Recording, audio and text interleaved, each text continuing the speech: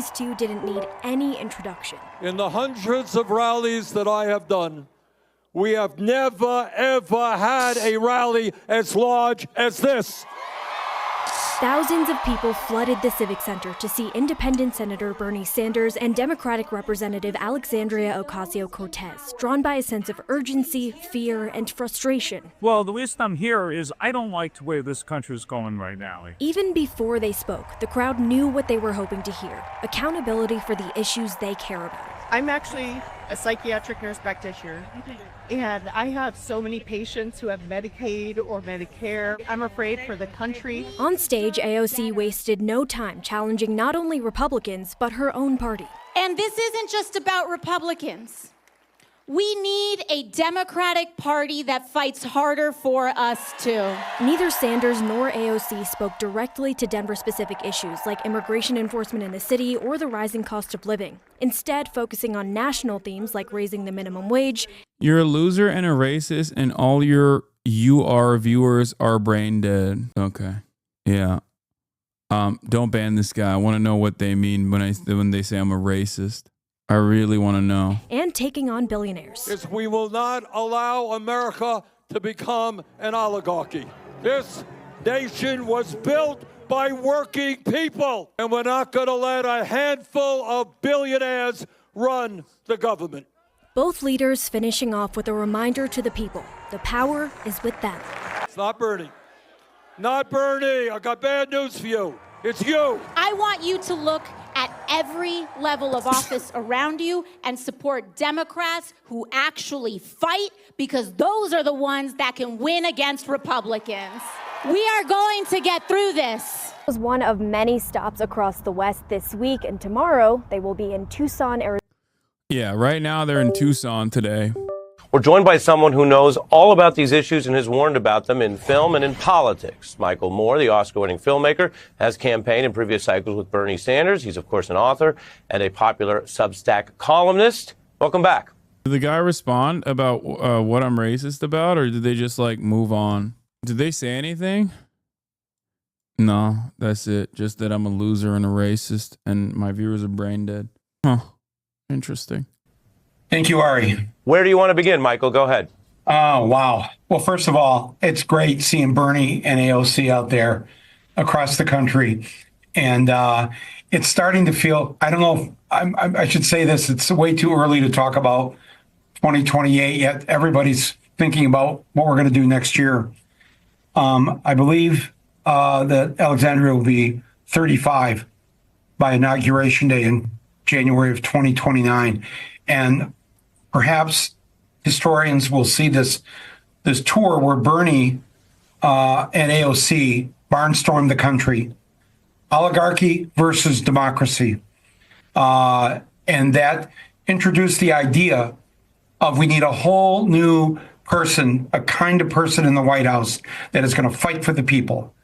And while Bernie may think, well, you know, maybe by 2028 he's going to be too old, you can see just how not old he is. It's just been amazing to watch the tour this week, and to think about.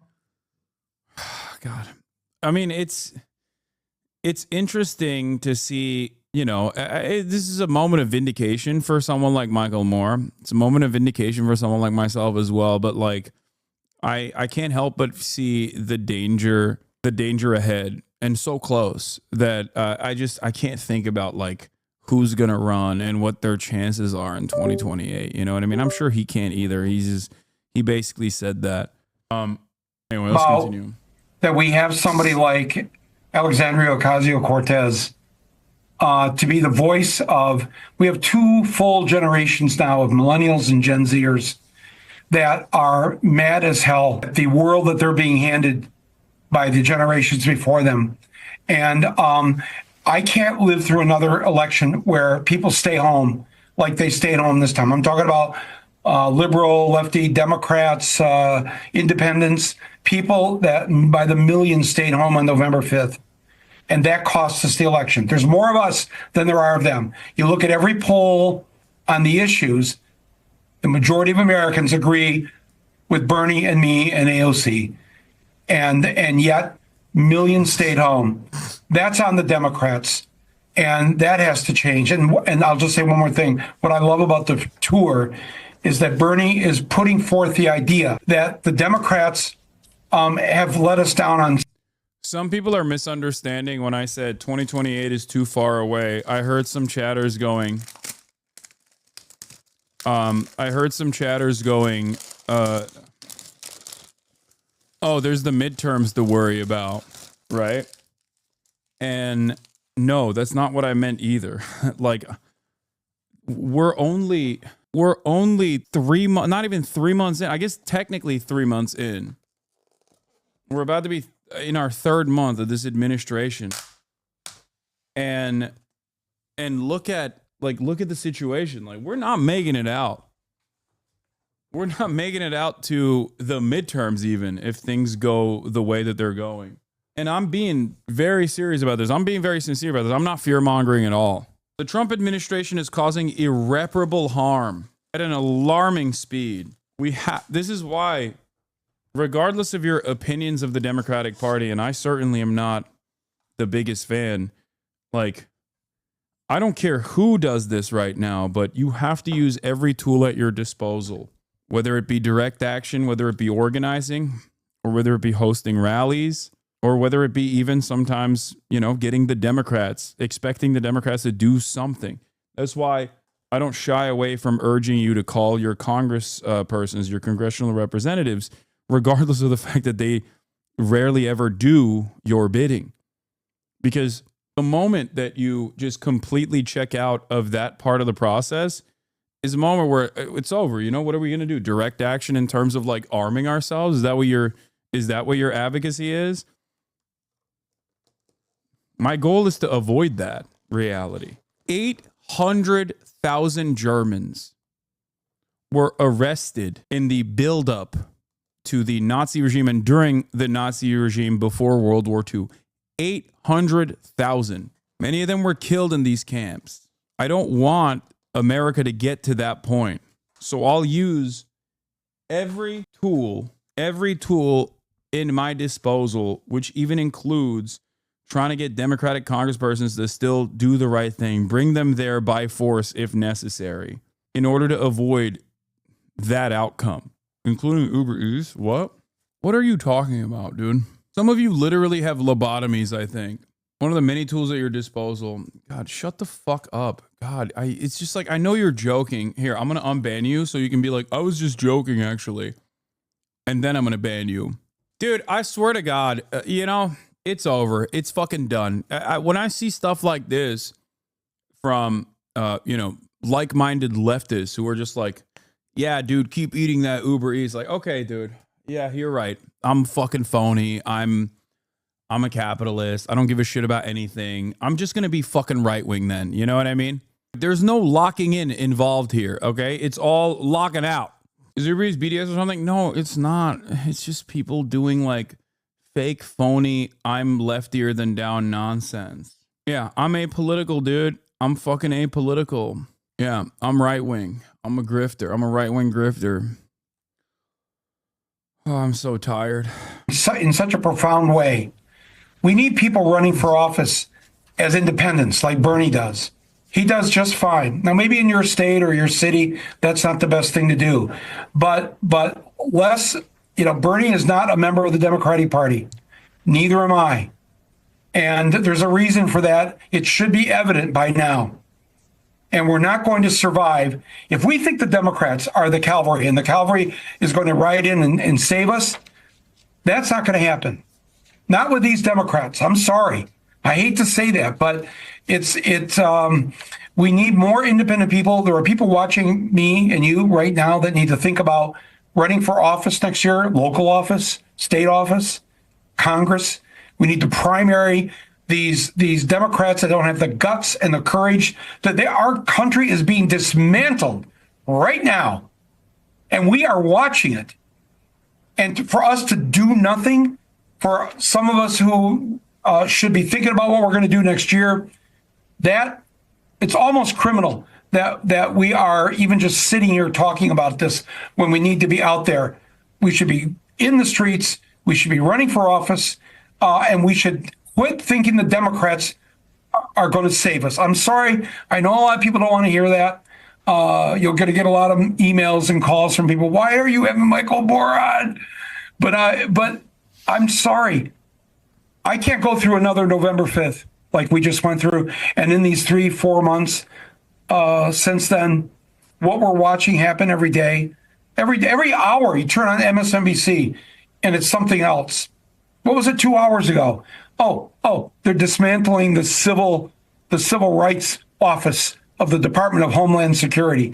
And if anything has proven that we need a civil rights office in Homeland Security, it's what has happened to Mahmoud Khalil in the last couple of weeks. This is the Columbia University graduate student who was arrested and disappeared to Louisiana, not committed a single crime, not accused of a single crime. All he has done is to try and stand up for his people, the Palestinian people, with his freedom of speech rights that he has as a legal permanent resident of the United States of America. And the fact that we have I'll jump in, although I let you run it for a while, Michael. No, thank you. But you made a lot of good points. That issue you raised, along with the deportation clash across this whole week, is about whether we will have the liberty that the founding fathers set as a baseline and had to be expanded over time as we expanded who really was a human being. It's a longer history. But the core idea was you can't have a king snatch people up, accuse them of things, and disappear them, as you said. Now, if through a process you satisfy the requirements and the person has due process and rights and counsel, there are reasons why people, of course, can be removed, but you have to prove that. If you can't prove that, which they haven't had to because they deported these folks on the planes and the example you give, then anybody can be snatched up. I mean, that's the whole reason why these are question is king-like powers. Your first point is really profound. You say people might not like it, but the Republican Party was fraying, and it got a boost of MAGA, which went against a lot of its core values, but became this cult of Trump. But it papered over that sclerotic party. And then people say he took over. And the Democrats, from what happened to Bernie, which we've covered in the initial time he ran against Clinton, to a lot of the other problems the party's had, also have these complete credibility issues with the public. So we're watching a public that doesn't think either party's that great. I could show you the numbers today, and I could show you the numbers a couple of years back. It's what you said. And so the larger grassroots question is who's going to step up and meet that. So I appreciate what you said there. I want to give you more time, and I want to show you something on prices because all the way back to Flint, Michigan, we ignore the working people at our peril in a country like this, as you've documented. And so here's the double talk from MAGA on what people do care about, which is jobs and prices. Are you expecting agricultural products to be more expensive as a result of tariffs, Secretary? When they voted in November of 2024, they knew that's what they were voting for. There may be an interim period as we're readjusting the entire economy. But listen, real change takes disruption. I will immediately bring prices down starting on day one. One on groceries. It's a very simple word, groceries. Like almost, who uses the word? I started using the word. The groceries. Starting the day I take the oath of office, I will rapidly drive prices down. Prices aren't down. Markets are down, and tariffs are up. Is this a bait and switch? Go ahead. That was the word, groceries. Okay. Listen, this is the gift of Trump, if I could put it that way, that he has already started to turn his own people against him. They're not quite there yet. But when they start going to the doctor and there's no Medicaid payment, and they're going to have to pay that doctor for their children and all of that, just go down the whole list of things that it's going to cost them more and more money. It's going to be harder and harder to live.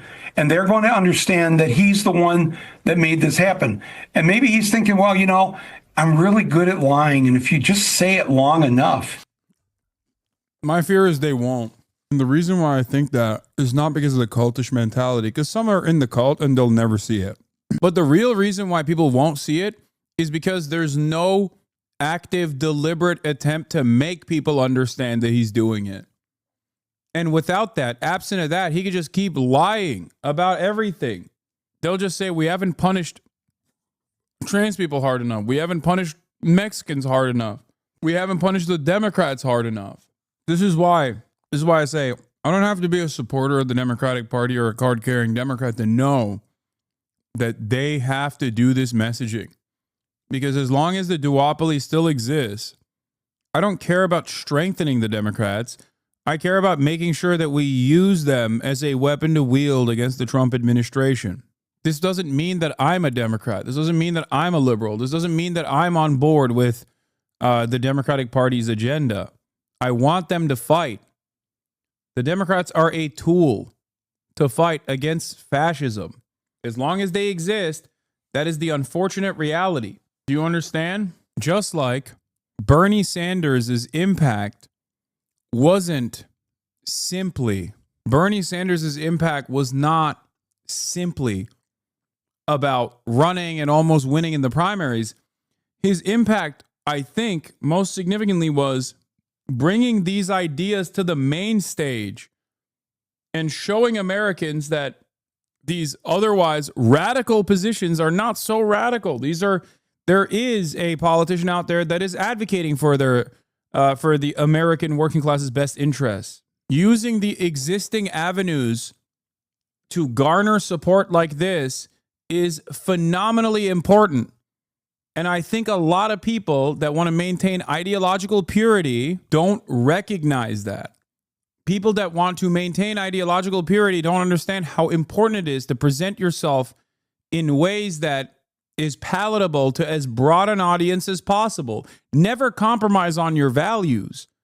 But when you talk about issues, understand who you're talking to. That's why when I go on Theo Vaughn's podcast, I'm not compromising on my values, but my messaging is different than when I go on, I don't know, the Deprogram podcast, right? This is just the way you communicate in a normal way. If you want your otherwise unpopular or not well-known worldview and perspective that most people inherently despise due to a century of Red Scare propaganda, if you want those positions to come across as palatable, you have to be fucking normal. And you have to use every outlet you can to keep moving the needle in that direction, to bring more people on board. That is my primary focus right now, because looking at the material conditions in the United States of America, analyzing the lack of class consciousness that the working class has here, I think there's still so much need for agitative propaganda to get people to understand that they're being fucked over by this system. A lot of you fantasize about a post-communist utopia when you live in one of the most reactionary countries, reactionary anti-communist countries on the planet. This is not about propping up the Democrats, but instead using their platform and trying to get them to understand, perhaps it's a foolhardy endeavor, and I certainly think so, by the way, but to get them to understand that you have to change trajectory and you have to focus on the material. You have to focus on policies. You have to talk about how Trump is harming American lives directly and drive a wedge between Trump and his base of support to the best of your ability and try to undermine the Trump agenda every step of the way. If you don't do that, you're done. That's it. And you might disagree with my methods, and that's certainly fine too. That's fine. Go ahead. You can disagree with me all day. It's not the end of the world. I'm going to keep doing what I'm doing. You do you, I'll do me. All right? Price of eggs, price of eggs, price of eggs, price of eggs. That they'll go with that. I don't think so. I think the American people are smarter than that. And I know fellow liberals are watching this and going, Mike, no. But yes. And from, as you mentioned, Flint, Michigan. Flint, Michigan is the birthplace of the 8-month pregnant wife of Mahmoud Khalil. She was born and raised in Flint, Ari. She was a top student at Flint University of Michigan, Flint branch. Gave the graduation speech there about 8 years ago. She's now a dentist. She's Dr. Noor Abdallah from Flint, Michigan, American citizen. He's a permanent legal resident with a green card. And I'm sorry to go back to that, but I'm just saying that the people in the state of Michigan, which Trump won, in the Flint, Michigans, in the Grand Rapids, in the Pontiacs, all those places, he's not going to keep this up. They're already on to him. They're already on to Chainsaw Man. And I read this thing the other day, the Michigan Chainsaw Massacre, of how Michigan is already hurting by the things that he's done. People are wise. They will come along to this. They will realize this. The Republicans, there's this, what's his name? Andy Biggs. They're all getting just slammed at their town halls. He's doing a town hall. He said now that only Republicans can come to it. They're going to vet you and make sure only Republicans can get in the room. Andy Biggs, if you don't know, if you're watching this, is one of the 147 Republicans who, after a violent mob took over the United States Capitol on January 6th, and it took almost till late in the evening, near midnight, for the police and the National Guard to remove them from our Capitol. And then all the members of Congress and the senators came back in. And at 2 or so in the morning, now January 7th, 147 Republicans voted to overturn the 2020 election. They voted to overthrow the vote of the people. I'll exactly quote the New York Times. 147 Republicans who voted to, quote, overturn election results. And Reuters, Republicans, 147 of them voted to overturn the election. To me, I'm sorry. Michael Moore does lib out a little bit too much for my taste. Raised differently. That's the work of traitors. If you are voting, and you're voting just hours after an attempted overthrow of the United States Capitol, and then you show up and then you vote to say, no, we reject what the American people have said and how they voted, that's a treasonous act. And there were 147 Republicans who did this, including Andy Biggs, who only wants Republicans at his town hall. The American people occupying this much space with January 6th related criticisms is wild. I wholeheartedly agree with that. I've taken a lot of shit for not wanting to throw AOC and Bernie out and giving them grace. I know where regular people are, and there are the people that represent us in the minds of normies, reachable libs, etc. Yeah. I'm not saying that AOC and Bernie Sanders are going to save us. I'm just saying that they are, as elected representatives with a lot of motion, with a lot of popularity, they are incredibly valuable tools at your disposal. Spending every waking moment yelling at them, I think this isn't to say you shouldn't criticize them, by the way, but the level of criticism I think that they receive from people that they're closest to ideologically is always funny to me, because it's like there are so many more infinitely worse people out there in Congress. I understand why you would be more upset at them, because it's disappointing to see someone that you trust, right? That's not for you to police. It's not. But you know what my job is? My job is to try to find the most effective means of communicating certain desires that we all share. That's it. I'm not policing it. I'm just simply saying that while there is plenty of places to criticize these people on, you have to expand on your perspective and not have incredibly narrow horse blinders when analyzing the situation and then thinking that they are the worst people in Congress. Because many people do have that attitude. It's a strange way to appropriate, You got Richie Torres and Chuck Schumer and many other people like that in the Democratic Party. Then you have the entirety of the Republican Party as well. If you think that the absolute worst people to constantly yell at is the likes of AOC and whatnot, then you're just not, you're missing the forest for the trees. Ironically enough, until Ethan Klein quite literally changed his entire content to fucking psychopathically pursue every little thing I do and lie about it and actively try to deplatform me and successfully deplatform others. The reason why I was always I don't give a fuck about what Ethan is saying about Israel, shut up, he's not your enemy, was for this reason. It was for this reason, because I was like, initially he had said a bunch of pro-Palestinian things, and I was like, yeah, there's no reason to constantly hyper-focus on what he's doing. And over the course of the past year, obviously his attitude changed dramatically, and he became like an insane Hosberist, an insane propagandist for Israel in that time frame. So that's the reason why I think it's there's a point that where it's understandable when you fucking start criticizing people.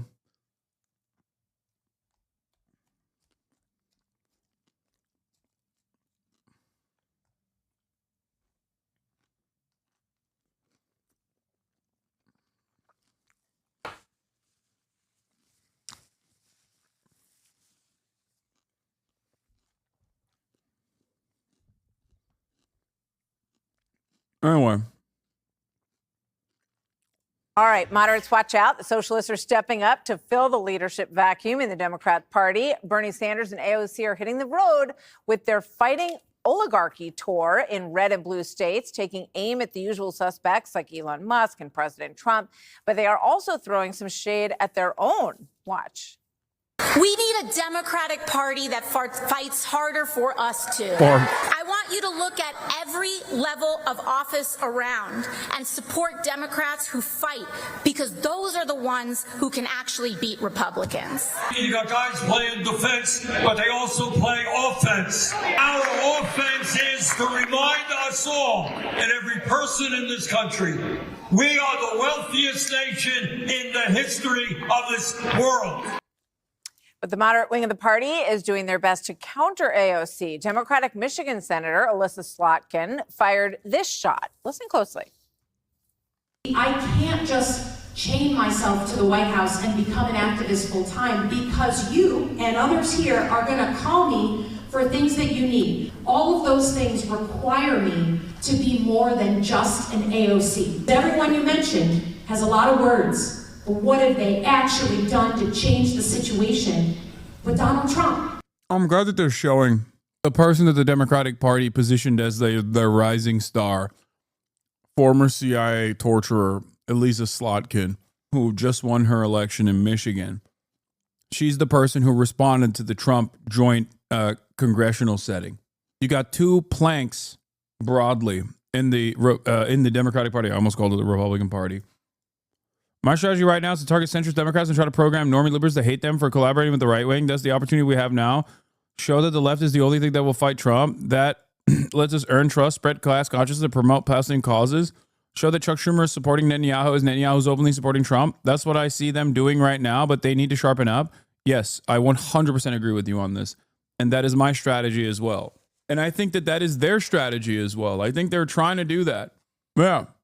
That's it. That's why I think they're doing this whole like Fighting Oligarchy tour and showcasing how popular it is, to show the rest of the country that there is a different way out of this, that there are real fighters out there. But those real fighters are not fucking moderate centrists. That's it. Yes. The moderate centrists like Slotkin think that they can go to their town halls and be like, no, I can't do anything. I'm not here to be an activist. Otherwise, I can't be a good legislator. But if all else fails, the Bidens are looking for a comeback. NBC News reporting that former President Joe Biden and his wife, former First Lady Jill Biden. I honestly stopped being so charitable to liberals that they're constantly criticizing leftists, doing populist propaganda. In the first swing, they turn on the workers and hold hands with the fascists. They're not allies. Okay. You have to remember something. Everyone's a liberal, and everyone's starting point is a liberal starting point. You yourself were probably a liberal at a certain point.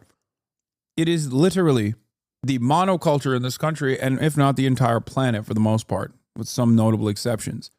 So saying like, oh, every liberal is one step removed from fascism at a time when there is no like real socialist alternative out there and real socialist vision out there, especially in the United States of America, is stupid. Use the resources at your disposal. The overwhelming majority of this community at a certain point in time, maybe 5 years ago, maybe 6 years ago, maybe 10 years ago, was an avowed liberal, if not libtarded, if not right-wing reactionary conservative. That's it. All right, what are you talking about? If you can arrive at the worldview that you have right now, then others can as well. Try to internalize, try to recognize where, at what step in this game Did you have your mind change? Was it someone like myself? Was it something else? Was it your own personal experiences? And then figure out exactly what the pivoting point was for you, the pivotal point was for you, and then use that experience to convert others, to get them to see the truth.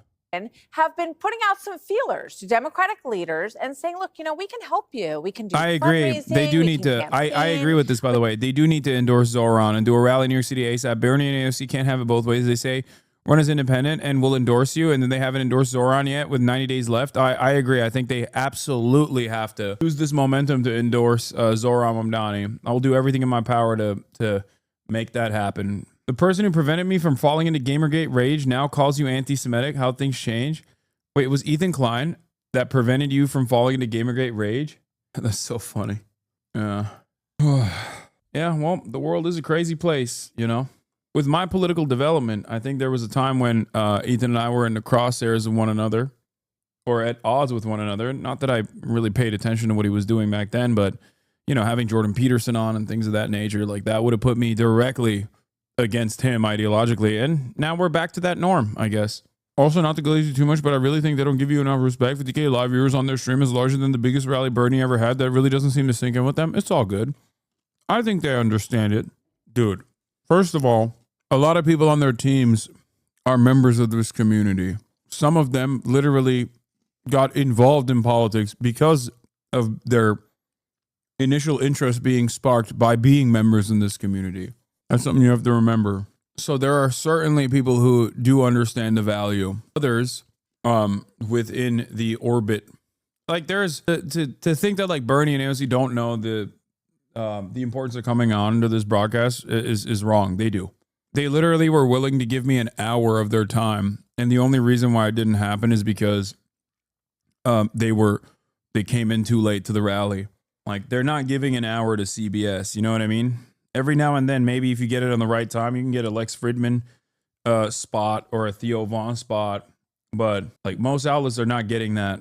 We can do anything else necessary to help Democrats recover the lost ground. And boy, it's lost, Janine. It is down to about 27%.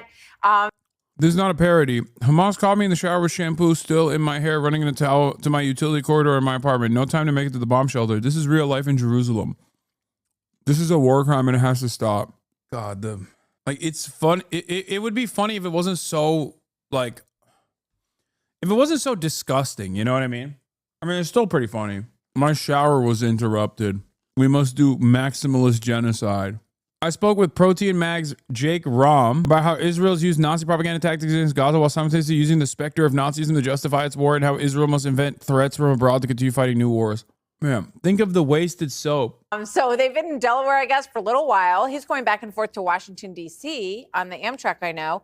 But they're starting to put out some feelers. You guys, I think you need some help from the two of us. Yeah, I wouldn't be surprised if no one calls, and I don't think they should sit and wait beside their phone. Look, Joe Biden and Jill, I think in the end, the mess that happened with Kamala Harris is going to be attributed to Joe Biden and to Jill. OK, but having said all that, I really want to talk about the message. They want someone who fights. They want someone who does actions, according to Elise Slotkin, actions over words. And, does that mean that you don't talk about things that, you get out there and you torch things or you burn things up? I'm not sure what that means. And plus, I think it's kind of crazy that they want to fight an oligarchy when I think it was Fetterman who the other day said, I don't think the Democrats should use the word oligarchy. The American people don't know what it means. And I don't think they know what it means, especially Bernie Sanders, because he's a socialist. And the truth is that, socialists control pretty much every aspect of your society, and they want to fight the oligarchy. I mean, I don't quite get it all. But this is a whole bunch of... What the fuck are you saying? A socialist controls every aspect of your life? What are you saying? Where? I don't know. I don't know what to do about this, but it's good that we look at this stuff because I hope you understand this is what half, at least, the country believes, if not more than half the country. Okay? This idiotic slop is coming from the most popular news commentary broadcast, okay? Fox News. I need you to understand, there are a lot more people that tune into this and subscribe to this notion than there are even Republican Party voters. It is unimaginably cooked, which is why I always find it funny when people are like, you know what? Fuck these guys. Fuck Bernie. He's not as radical as I want him to be. It's like, yeah, he's not as radical as I want him to be either, dumbass. But look at the situation. Look at the goddamn situation. A socialist is controlling every aspect of your life. It's like, where? Who? What are you talking about? God, the situation is so fucking bleak, dude. We got direct billionaires. The wealthiest billionaire on the planet has complete control over the administrative state and is using every opportunity to dismantle it. And this is the dumb shit that people are hearing and going, hell yeah, to.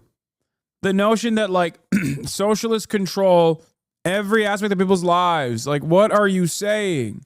Nothing from a whole bunch of nobodies because Donald Trump broke the Democrat Party.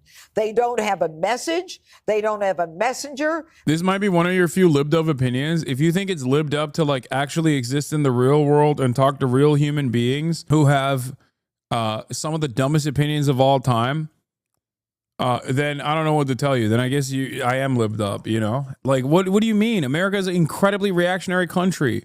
Yeah, thank you. Literally, the first thing you learn as an organizer is to meet folks where they're at. We got to get realistic on moving people instead of focusing on ideological purity. Thank you. Exactly. They just want to fight. They don't know what they want to fight about. Half of them are happy about what's going on with the torching of the Tesla vehicles. Nobody's coming out against it other than Ro Khanna and maybe Bernie Sanders. They're in the middle of an abyss. They don't know what to do. And, you know, I think in the end, the party is going to be split. They say they're like the Republican Party when the Tea Party came in and kind of fractured it. They've got like two Tea Parties. They don't know who they are or what they're about. And, you know, if final note, if AOC wants to say they're the party of the working Americans, don't let her forget that she wouldn't allow Amazon to come to Queens, that there were 25,000 jobs that would have been available, $4 billion in lost wages, $4 billion in additional business to local businesses. Don't even use the word AOC. Just, I have the same question when she talks about fighting, wanting someone who fights and fighting the oligarchy. What does that actually mean to you as you hear it? It means that we need representatives that want to be out there with the people, holding rallies and town halls, people who are talking about what's going on in the administration, the trade-offs of, you know, Trump wanting trillions in tax cuts for people who earn a ton of money and that they're going to come and cut your Medicaid. She's talking about people that are open and honest and responsive, and people who admit what's going on, the harsh realities of what's going on in some blue cities, which is, she had been talking about it. And this week I've mentioned it every day, but Ezra Klein and Derek Thompson's new book, Abundance, is coursing through the conversation in Democratic circles. So, you know, AOC and Bernie, you can call them radicals. They're democratic socialists. They're talking about things like, you know, it should be a basic human right to have good health care and to have the right to a good education and a roof over your head and be able to make enough money to put food on the table. That's not where, listen, Democratic Socialists is the left side of the party for sure, but they are bringing in crowds. He has more people showing up to his rallies now than even when he was running for president, and he had big crowds at that moment. The reason, though, that this isn't a Tea Party movement within our party, at least at this point, is that you're not seeing progressives winning their elections. They're not primarying moderates and winning it all. Moderates were hugely successful in the 2024 election on the congressional and Senate level, which is part of what Elisa Slotkin's talking about. She won Michigan as a moderate Dem when Donald Trump won as well. But Pritzker's getting on the road, and these town halls, they're huge. 800 for Pat Ryan, 1,300 for Jason Crow. That's what fighting is. It's showing up. Tea Party, Jesse. You know, when I think of the Tea Party, I think about smaller government and less regulation and lower taxes that pushed the Republican Party back to those roots. I'm trying to figure out, you know, if that, I mean, do they want more government, larger government? Is that where a fringe Tea Party would push the Democrat Party at this point? Well, we know what they parallel? want, and no one wants it. It was DEI, it was trans surgeries, it was cash bail. It's been rejected, and it's all based in cities. the Tea Party was a national movement. It was intergenerational, and they won massive midterms. And it wasn't just in the House. They put Tea Party people in the Senate. And Trump came out of the Tea Party. So I don't see a Tea Party yet, but it could be fun to watch. The Tea Party is not an analog because the Tea Party was an AstroTurf movement. The Tea Party also is aligned, not diametrically opposed to the agenda of the Republican Party. They just are basically Republican plus. This is the major difference between a real populist left movement coming from within the Democratic Party and outside of the Democratic Party. It cannot be AstroTurfed in the same way that the Koch brothers basically designed the Tea Party movement. It can't. No billionaire is going to fund a socialist movement.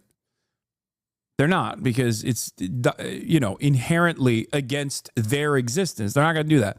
So that's number one. Number two, the Tea Party is Republican plus, whereas Democratic socialists, socialists alike, and trade unionists even, and their advocacy is directly at odds with the advocacy of the Democrats. That's why they sign off on messaging bills that say communism will never come to the United States of America.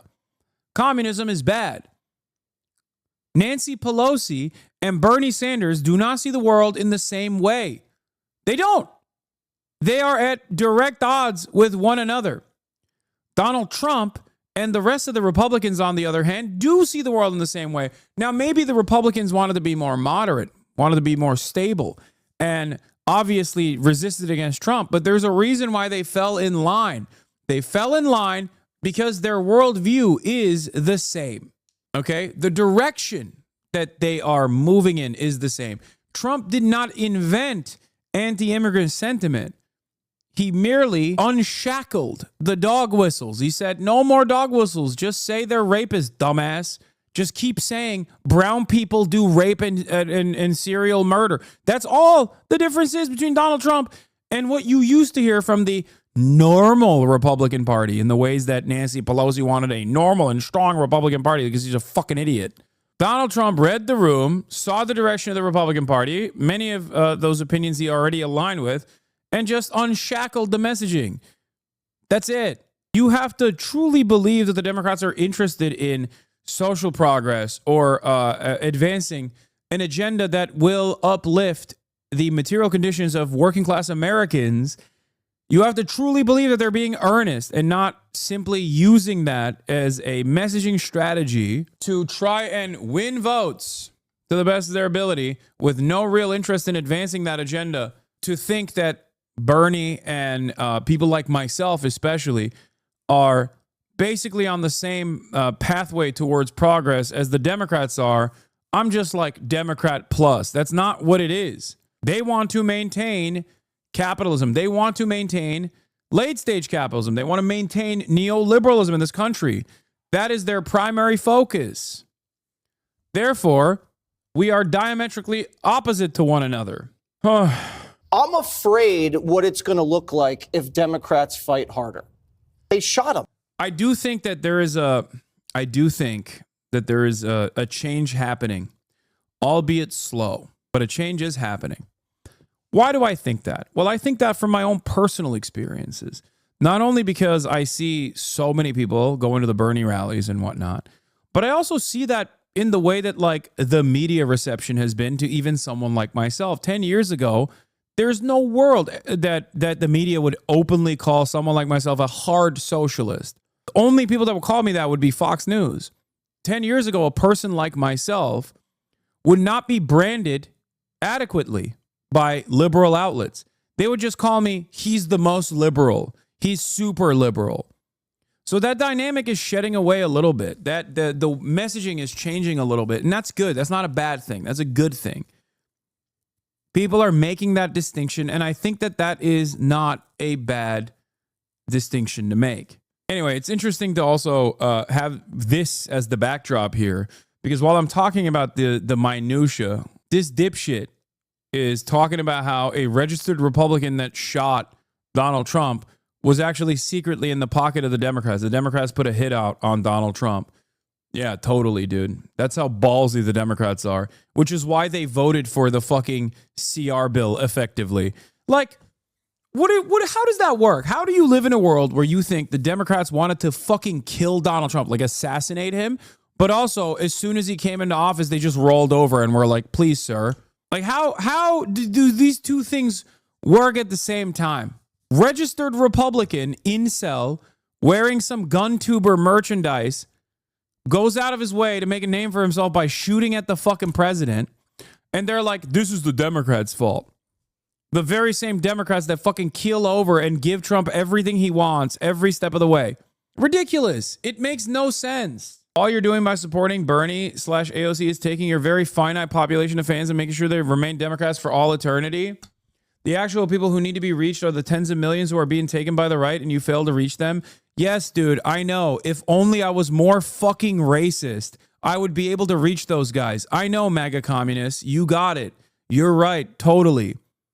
It's just weird because the only motion you get with your pathway, with your way of changing people's minds is just normalizing the fucking racist sentiment, which is anti-materialist. It's stupid. Yeah, real Nazball revolutionary sentiment hasn't been tried yet. We'll eventually get there. Thank you, dude. You really got it. I'm glad that it's no longer just a fucking meme flag online, and it's now a real robust movement, according to you. Yeah, one day you'll be able to penetrate the working class consciousness and get them to recognize their class position. You'll be able to agitate appropriately, and you'll be able to instill class consciousness in the working class. Just, keep saying that transgender people are mentally ill and a bunch of ableist slurs and shit, and like you'll inevitably reach them. I promise. Yeah. If I say the R word, if I say the R word a couple more times and call people the F slur or whatever, I'll be able to truly get real working class people on board because that's how they speak. Sure. Okay. That is how they speak. Got it. So what? Your job isn't to fucking, your job shouldn't be to lean on the reactionary tendencies that they have. Your job is to move them away. Hassan, centrist, right-wing griftarch. What? Yeah. It's so funny that, like, these guys, a lot of MAGA communists, their starting position is despising the Democratic Party. And that's understandable. It's understandable to despise the Democratic Party. It's a bourgeois party under the duopoly that still is very much on board with maintaining capitalism, right? It's a controlled opposition party. And yet, what you're doing is literally the exact same thing that they're doing. They also are like, let's just drop the trans stuff, actually, fuck it. And maintain neoliberalism that way. Okay, good luck. Like Lenin said, the point is not to tail the working class, but to lead them. Yes. Why do you avoid talking about their party, the ACP bullshit? Because I don't care. It's irrelevant in the grand scheme of things. And if they're doing like real direct action in terms of like helping people out in communities and whatever, great. If they actually, if they're actively spreading anti-capitalist thought, good. Okay.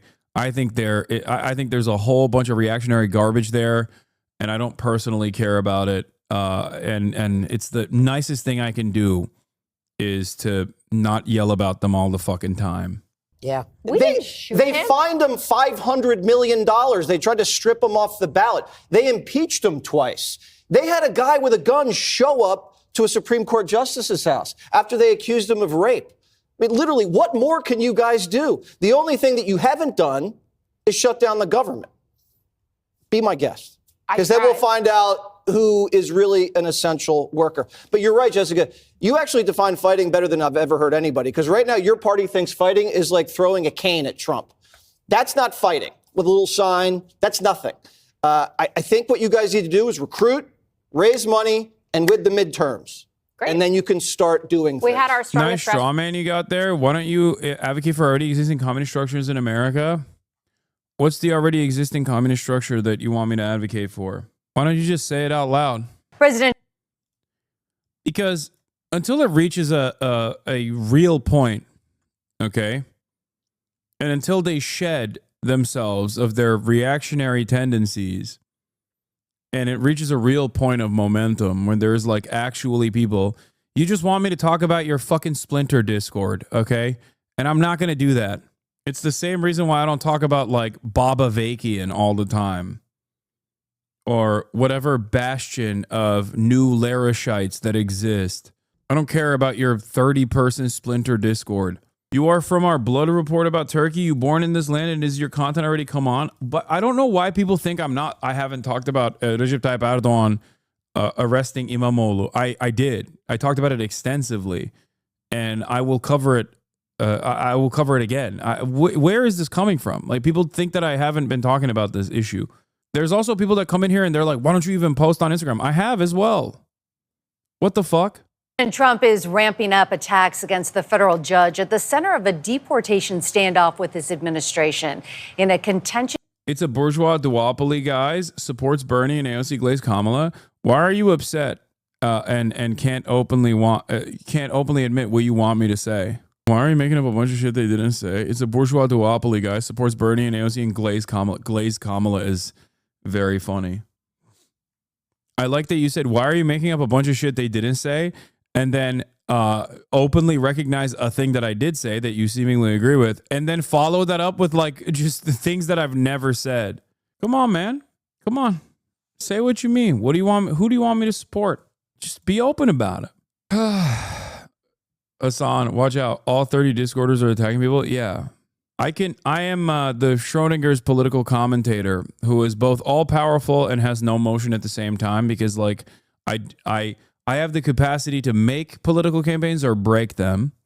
I also didn't support Kamala Harris and secretly wanted Trump to win, but I also simultaneously glazed Kamala Harris and really loved Kamala Harris and am a phony person who just wants to sheepdog people back into the Democratic Party. At a certain point, you will realize that I'm just a fucking Twitch streamer. Do I have a lot of influence? Absolutely. Okay? I do. I recognize that. I try to use it for good. And simply yelling at me is not actually engaging in revolutionary action. You're just a fucking moron yelling at a Twitch streamer. You're doing parasocial stan or hater behavior, but you're masquerading it as like revolutionary thought, which is insanely, it's even funnier than people who are just like, no, I really have a parasocial relationship with the streamer and I love him, or hate me on other virtues. You don't have to like try to, what? If you want to vote for PSL or some other openly communist parties, not class enemies Democrats. I'm sorry, did I tell people not to vote PSL? I mean, I think that they're great at political activism. Their election strategy leaves much to, their election strategies are not great. But having said that, the only group that I actively came after was Jill Stein and the Green Party. And the reason for why I did that wasn't because the reason for why I did that is because I just don't believe that they're serious. They're not. Just hearing yesterday, Judge James Boasberg accused the Trump administration of disrespecting the court and ignoring orders after they deported suspected Venezuelan gang members last week. Boasberg is still considering whether their use of the wartime alien enemy's power is legal. But what? We have infinitely more influence in having conversations with our community members than you do, simply by virtue of them being our neighbors, friends, and families. I love the work that you do, but chatters can recognize their influence too. I agree. That's what I try to explain to people all the time.